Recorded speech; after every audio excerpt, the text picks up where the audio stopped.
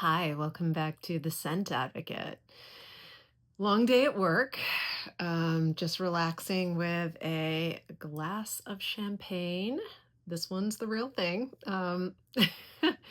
So tonight I want to talk about fragrances that make me think of my husband. And so this video is dedicated to my rough boy. And I actually, as I was making my notes for the video, I was listening to the songs. If you haven't heard it, um, I don't know if I do know he doesn't love the song, but I love it. And it makes me think of him, ZZ Top's Rough Boy. It's just kind of the theme going on in my head. Thinking of my husband, who, by the way, is absolutely wonderful. He has a very limited set of fragrances that he'll wear. A couple are included in here, but most of these are fragrances that I wear that make me think of him. My husband is a retired firefighter, so he's my hero and my very best friend, and absolutely wonderful. So enough about him. Let's jump right in. Before we go into anything, it makes me feel bashful. Okay. The last fragrance I'll talk about was my scent of the day, and he actually loves this one. And it is deeply masculine, very I'll get to it. I'll describe it when I get there. But of all the masculine fragrances that you could think of in the niche and indie environments, for the most part, there are a couple of designer fragrances, luxury designer fragrances in here. But see if you can guess what the scent of the day was, and I'll save it for last. Stay till the end and let me know what you think of this video. All right, let's jump in first with Fumabat. Oh yes, and I've talked about this one from time to time. This is a smoky, earthy fragrance. Absolutely love it. It's by, I'm going to botch this up, Couteau de Poche, Couteau de Poche. I think it means pocket knife. This is $180, EDP, 2017 release. It's 50 mil. It's tea, galbanum, mint, pine, carnation, frankincense, vetiver, leather, oak moss, and patchouli. So that oak moss is giving it the earthy quality.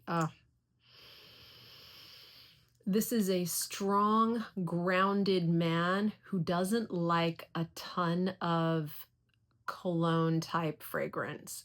He wants something that smells like nature. And this reminds me of what my husband smells like after he's been doing lawn work. You know, there's that. We have a lot of ponderosa pine trees on our property, and just that earthy, slightly resinous, definitely smoky, right? Because he's a firefighter.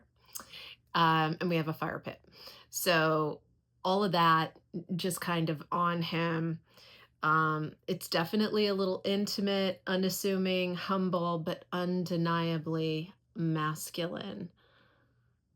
And this is Fumabat. All right, moving on. We've got, Halfeti Leather by Penhaligon. This is an eau de parfum. It's a 2020 release. It goes for about $330. It's an EDP, and this is 100 mil. The nose behind this is Christian Provenzano, and this is an incense leather. So very Middle Eastern to me. It's cardamom, plum, bergamot, citrus, lavender, cumin, but not too much. It's not animalic.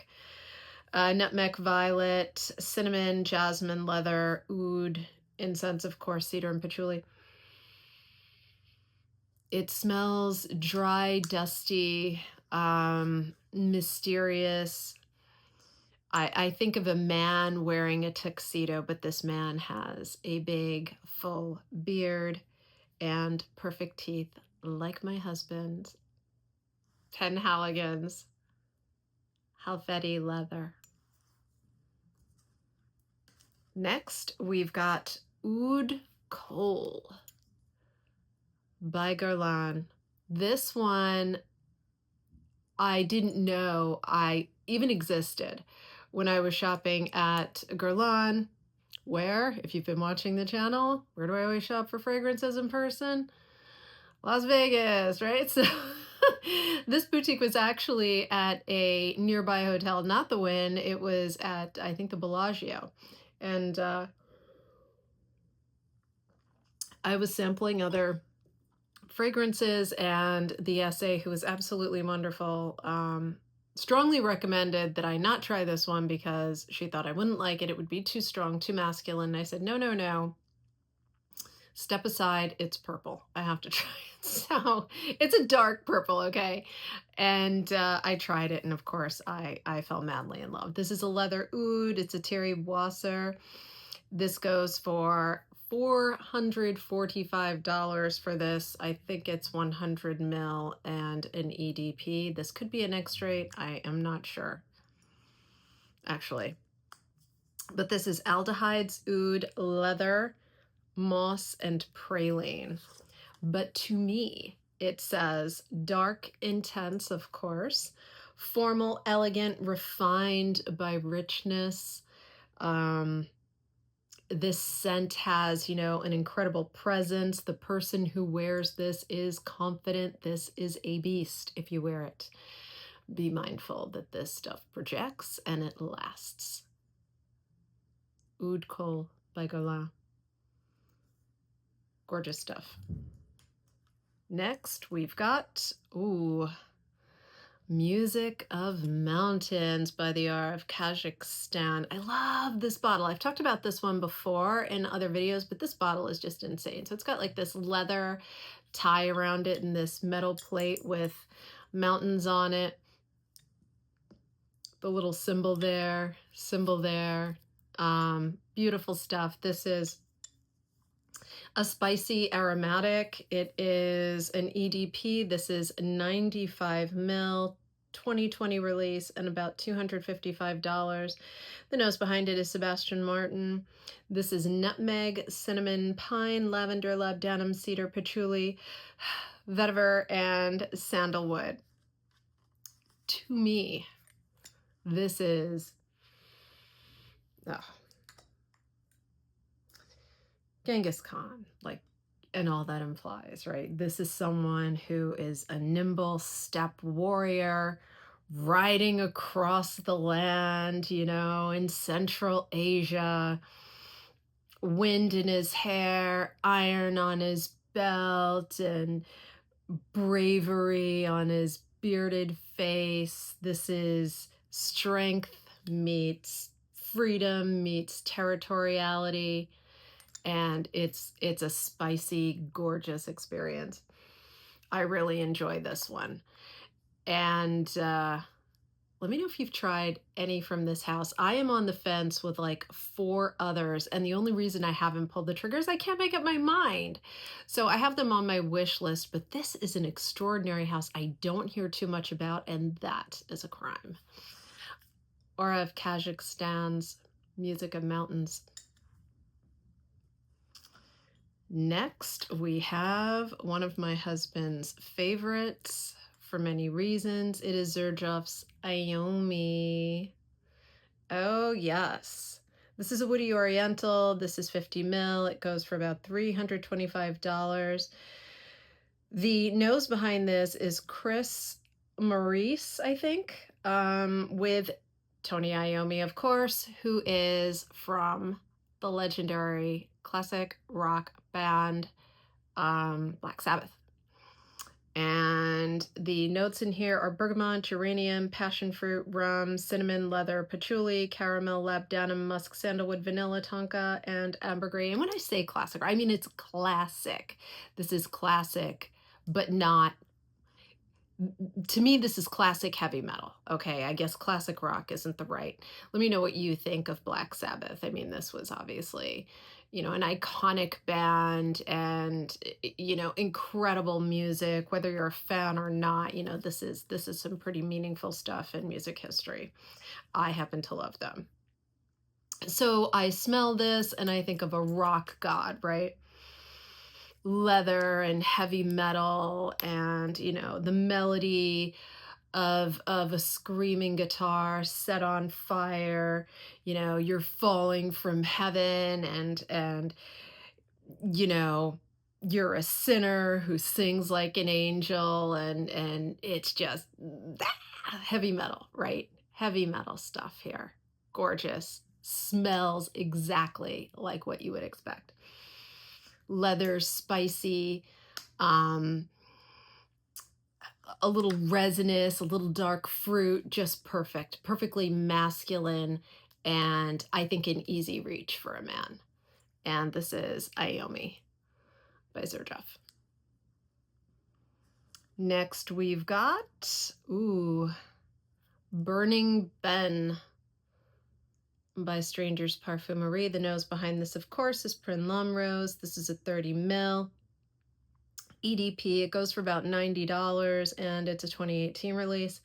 This is resinous and earthy. The notes in here are hay, plum, espresso, tobacco, hazelnut, leather. They're kind of printed right on there. Incense, dark chocolate, tar, and castoreum. This is not significantly animalic. It's ever so subtle. This is, oh God, this smells like fire. Like, if you've ever had a wood burning fire and the burnt up wood is still solid but black, and it's not gone to complete ash, that smell that wood has is in here. It's smoky, it's deep, it's passionate, it's intimate. It's like love on fire, and it lasts forever. Okay, maybe not forever, but at least a few hours. Okay. Burning Ben by Stranger's Perfumerie. Sexy stuff. Check it out. Are you ready for the scent of the day? This is my last fragrance in the Rough Boy series. I shouldn't say it's a series. I don't know that this is going to be a series. In the Rough Boy video. I may turn it into a series because the fact is I do have some more that I think would be perfect for masculine leaning fragrances that I wear because they remind me of him. Would you like to see another? I do have more. So let me know in the comments if you'd like to see another. But the last selection for the evening is Winter of 99 by Kerosene. Yes, friends, this is new to my collection. Why won't this? There we go. Oh, the bottle is really nice. This metal plate on there, I really like it. It's dark, it goes with everything. And what is this? Well, it's a smoky, woody vanilla, but this screams Rust Belt in the winter, and everything that goes with it. So the notes are vanilla, woods, molasses, and nutmeg. I get a lot of clove in this, which I love. This definitely has a holiday feel to it. Smoky wood, the same kind of smoky wood I was talking about in this, but this has more of a gourmand feel to it.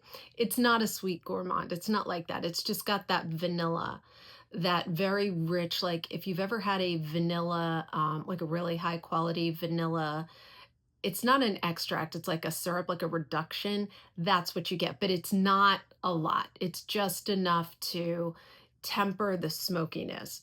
So when I wear this, when I wore this today, I thought of staying warm during a Rust Belt winter, right? Because the house, I believe, his last name is Peg. I forget the first name, but extraordinary stuff coming out of this house. I believe he is originally from Detroit, which is a Rust Belt city. And of course, I live in upstate New York in a Rust Belt city, a suburb of a Rust Belt city. And, these lake effect winters where it's dark and cloudy and precipitating, you know, cold and icy. You can't go anywhere. There are potholes in the pavement and, black ice. You're just damned to stay in the house. And you've got something boozy and warm you're drinking, and it's just kind of making you feel a little better about how drab it is outside. And then all of a sudden you realize you're incredibly cozy and content right where you are in front of course, a wood burning fire in a very old city house. That is this Winter of 99 by Kerosene. So, what do you think of the lineup? This stuff stayed with me, by the way, all day, and I cannot get enough of it. My husband smelled it and he's like, "You absolutely have to get this. It's gorgeous. It smells like a fire." And if something smells like a fire, he's a very happy man. And when he's a happy man, I'm a happy advocate. So, hey, if you're not yet a subscriber, please consider becoming one. Give me a like if you enjoyed the video, and please leave me comments about the selection. I was a little nervous doing this one because they're masculine leaning fragrances, and I've always felt that any fragrance is unisex, but the masculine ones I particularly enjoy because, like I said, they are unusual for me. They tend to be very strong, at least the ones in my collection, and they make me think of my husband. So if you are not a masculine person, do you wear masculine fragrances? If not, why not? And if you are a masculine person, what do you think of these? Thanks for watching, and I'll see you in the next one. Bye-bye.